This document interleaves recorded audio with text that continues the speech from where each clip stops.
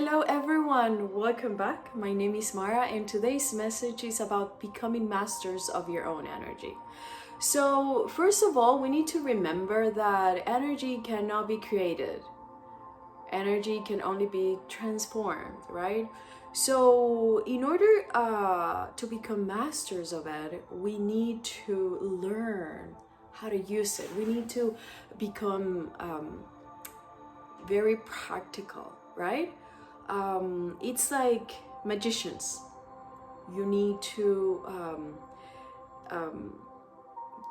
be friends with it. You need to let it arise, and you need to let it sink. You need to let it soak in your bodies. So our bodies, they are just that, containers. They are just a structural.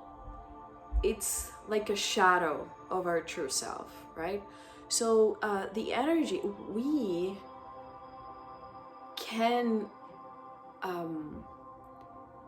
use the energy that arises, that we feel like is in the air, and we don't quite fathom what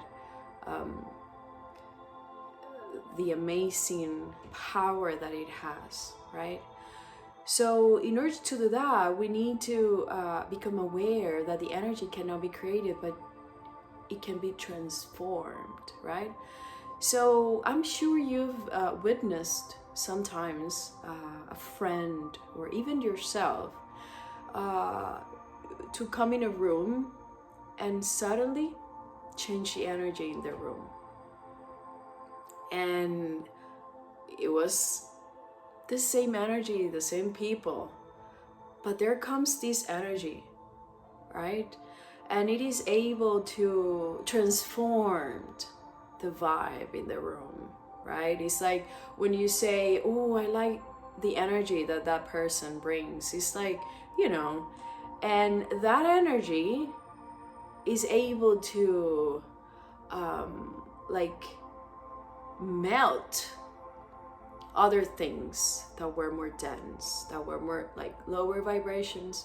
So what I'm trying to say, what I'm trying to get at here is that you need to use the energy, right? You need to transform the energy.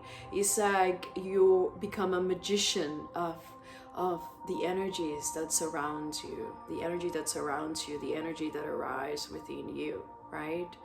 And in these times of heightened awareness, and in these times where you can feel that something is cooking up underneath, is cooking up in the air, is cooking up within you, it's so important that you use these energies, right? So one of these days I was talking to a friend and she was telling me, I feel like she was telling me that she didn't have like a space to work on, like like an office in her room and in her house, and she was in the dining table, and I was telling her, maybe it is time for you to move to maybe a little corner in your room. And even though it's really important to have these certain spaces for certain things, like the room to sleep, to get the energy of love going and thriving, right? Sometimes we need these separate containers, right? But sometimes there are times that we need to create that little bubble inside another bubble, right? I was even telling her, well, you can get one of those things like dividers, and like maybe to divide the room a little bit so the energy of your work doesn't affect. I mean, it will always be a little bit merged, right? A little bit mixed, right? The energy of everything, even if we are not completely together, even if we don't work inside our room, all energies are, like entangled, right? Even if you don't see, right? So what I'm trying to get in here is that sometimes that energy that is arising, I've been feeling that she's been having this heightened awareness that this energy is arising, that it has more power, and the energy wants to expand, But if we don't let it expand, like for example, when you replant, right, you need a bigger base, right? Because then the plant and the little, when they want to birth like a bigger plant, like, I don't know how to say it, but there is more coming, right? When you plant, there's more plants, little plants coming, little, little beings, more beings coming to the surface, right? So you need a bigger plant. You need water, you need oxygen. So we need to give this energy somewhere to grow in, right? So we were talking about when you see a friend and this friend has another type of energy. Places are just places, right? It's the energy that surrounds the place. It's the energy that you can create such a sacred space in your room, around you, within you, that it feels like a church. When you go to church, it's not the structure that calls you into your heart. It is a quiet place. It is a place where the energy of prayer and the energy of even burning incense and all these smells, sacred smells that call us to go within. That's what creates the space. So the higher vibration of calling a higher power, that is what brings sacredness to a space. So you need to do that with yourselves. You need to call in the sacred. You need to activate it inside, because it's already inside, around, arising. So you need to become masters of these energies. You need to listen. You need to act on them. So in this case of my friend, she's already working on bringing that sacredness to her room, to a corner in her room. I told her, well, maybe, she was telling me, well, I don't know if I have space. And I told her, you create this space. You will see literally things moving on for you, so you can act on that. You will feel the energy. But we need to become friends with it. We need to have a coffee with that energy. We need to sit and feel it, right? So, very important. When the energy wants to expand, when the energy wants to move, you need to move with it, like the water. Matter is malleable, right? So we need to see how we can interact with it, and becoming masters of our own energy, with the energy that surrounds us, that arises within us, will bring that awareness into our lives, into our daily lives. So become master of your own energy, and then you will be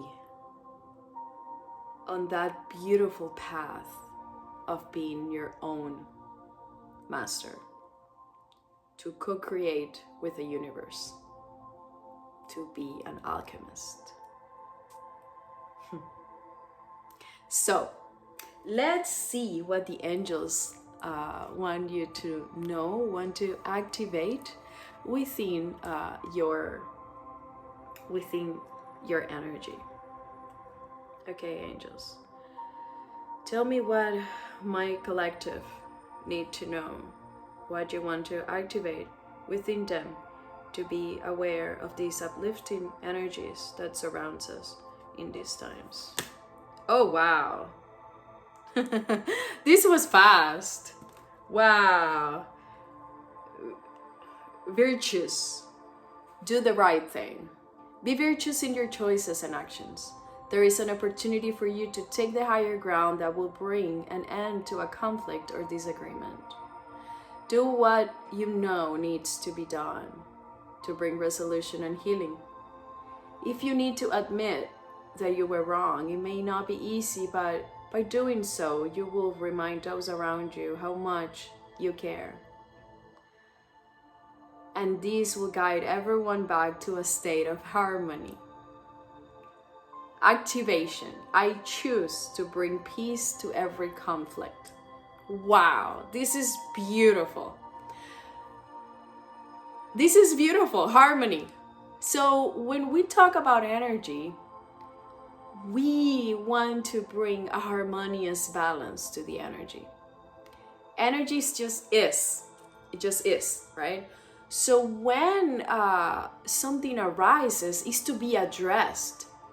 It's not to be, a garment or a garment or something to look at. No. Maybe you have to let it be, to let it resolve itself.